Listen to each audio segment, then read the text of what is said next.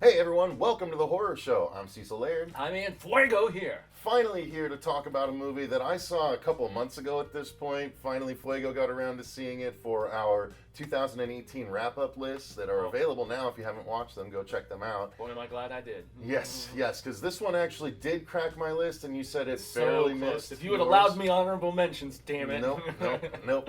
But yeah, it was my number, I think, 5.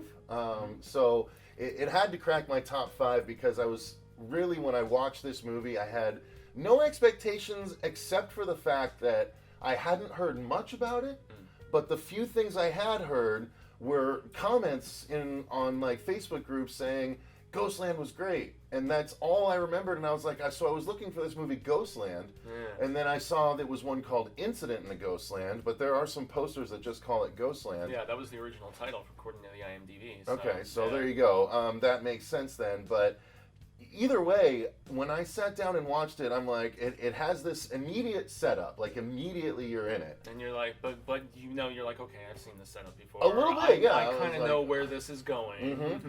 And so the first part happens, and then it throws you into, like, something happens pretty final, and you're like, oh, crap. And we'll get into the story in just a little bit more detail, but, so let's do that. We're already bridging into it, but let's give our overall thoughts. My overall thoughts were, I was so pleasantly surprised, and I absolutely love this movie. That's why I cracked my top 5. What about for you? I thought it was damn good, especially performance-wise, and I like the fact that it didn't do... It was not predictable horror, despite the fact that initially you're like, oh, tropes, I know where this is going, and then you're just like, oh, maybe I don't know where this is going. And so that was cool, and it kept me guessing, and it's from the director of Martyrs. I haven't seen Martyrs, the original film. Really? But yeah, I didn't even realize it was the same director. Yeah, so that's why there was buzz about this, and yet it was criminally underseen according to a lot of critics, and I would really agree because of the fact that this one, it kind of knocked me on my ass. It packed some emotional punch, man. It really did. Mm-hmm. Yeah. Yeah, and so we both really liked it, obviously. So getting into the story, it starts off with this family on the road, and while they're going, they encounter this weird ice cream truck, kind of food truck looking sort of vehicle that pulls alongside them and is like honking uncontrollably. And there's someone in the window waving at them. And so they're looking at the parents in the front, right? And the parents kind of give the mom gives like a wave back, and then they drop back a little bit and do the insane waving at the girls in the back. And they wave, but just before the car pulls away, one of them ends up flipping the bird instead. And then the car pulls away angrily, the way they show it, and then soon after, the family runs afoul of this group of people that do not appreciate being, treated as such on the open highway. And the movie takes off from there, and I hesitate to go any farther. This is one where it's so tough not to spoil. Yeah, but needless to say, it deals with the kids in a grown-up state as well.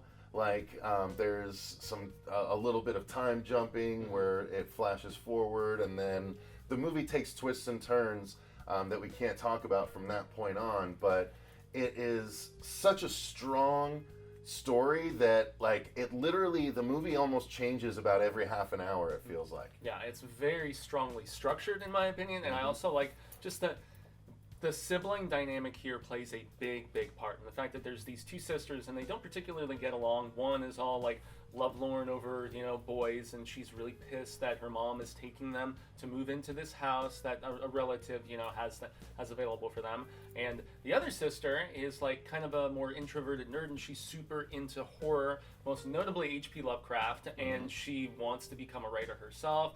The other sister teases her constantly about it, talks smack, and says that she's a creep, she's a weirdo, all these different things.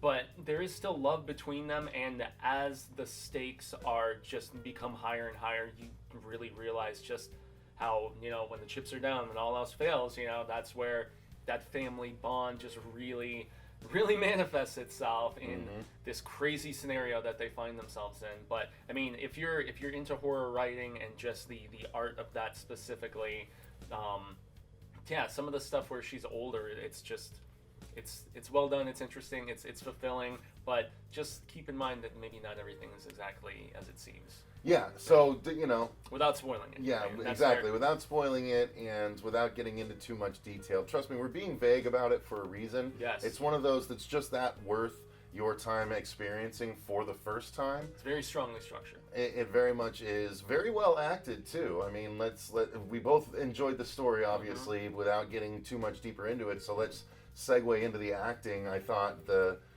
girls were tremendous. The adult versions were tremendous, and the adult version of our main girl, the aspiring writer, you said what, from Teen Wolf, and she's going to be in the Swamp Thing show that's coming up on It's DC. Crystal Reed. Yeah, she was indeed on Teen Wolf. She played the main love interest, Allison, for I think it lists like 48 episodes, or maybe that's just the series. How long it went? Beautiful and very, very strong in the acting department, man. I mean, she brought it in the scenes where we get her dealing with trauma without spoiling anything. Apparently, she played Sophia Falcone, however you want to say it, in the Gotham TV series too. Oh wow.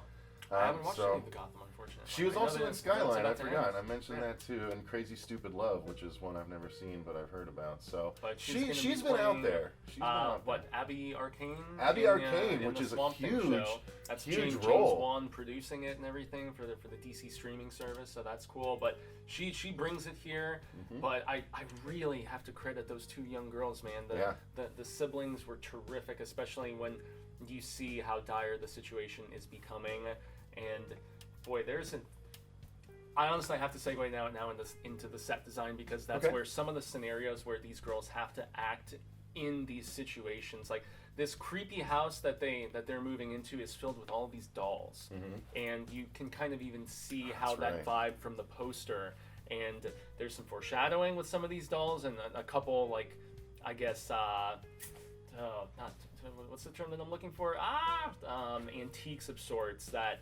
They have like these spring opening mechanisms and stuff, and so it plays a part in there. But there is a massively creepy doll collection in this house of all varying varieties and stuff. Kind of reminds me of the stuff that my yaya used to have.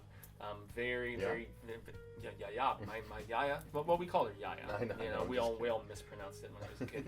But yeah, seriously, they are the set design it's terrific, low budget filmmaking in just keeping everything condensed in one spot, but yet really just decorating it in such a detailed, intricate fashion. I mean, this place was very creepy and very well put together, and I would not want to be, living or trapped or anything of that nature in this particular place. And so that's kind of what happens when these people go after them, without spoiling stuff. So yeah, beautifully put together, man, and it was well shot. Very well shot too. And since I haven't seen Martyrs, I know that's like on many people's notorious list. This is not the director of the remake. This is the director of the original Martyrs that became so infamous. I can't make that comparison, but I was impressed immensely by what was done here, at least from a filmmaking standpoint.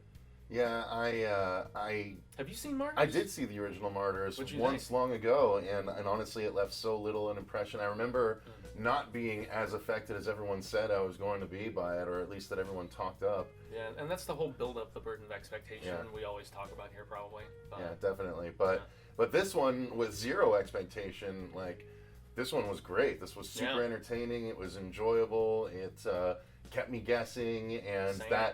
And yeah, you mentioned tropes earlier. It does lean on a few horror tropes, but it does them in new, fresh ways, which is nice. Yeah, and in some instances turns them on their head, right? Which is what made this fresh and interesting. And that was one of the few things that kept it out of my top 10 was those tropes, and the fact that it's not necessarily the type of horror movie I would particularly gravitate toward, but it was the structuring and the writing and the performances that impressed me so much. And that's why I'm glad that, just like we were being with this review very vague about certain things, I'm super stoked that you were the same with me. You were like, I don't really want to tell you exactly what it's about, because then you might not be as inclined to watch it.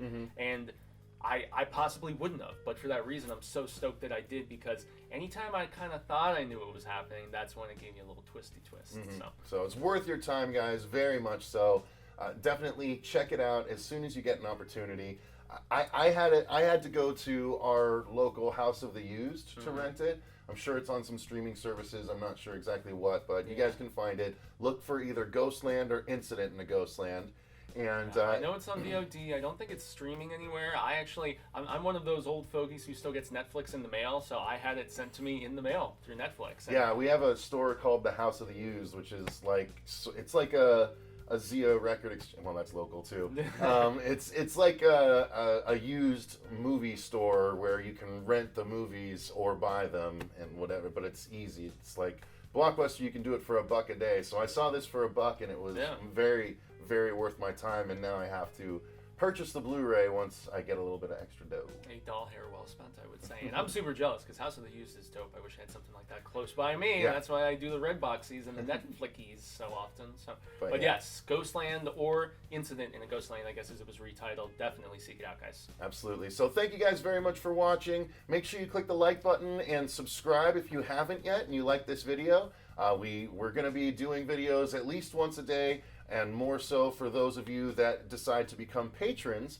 The link to our Patreon is down in that description box as well, so you can support the channel directly and get access to all those extra episodes that are going to be coming that way starting in February. Yeah. So thank you guys. Yep, absolutely. Make sure you check out this movie, and until next time, I've been Cecil Laird. Gracias, I've been Jaime Fuego. And remember, stay scared.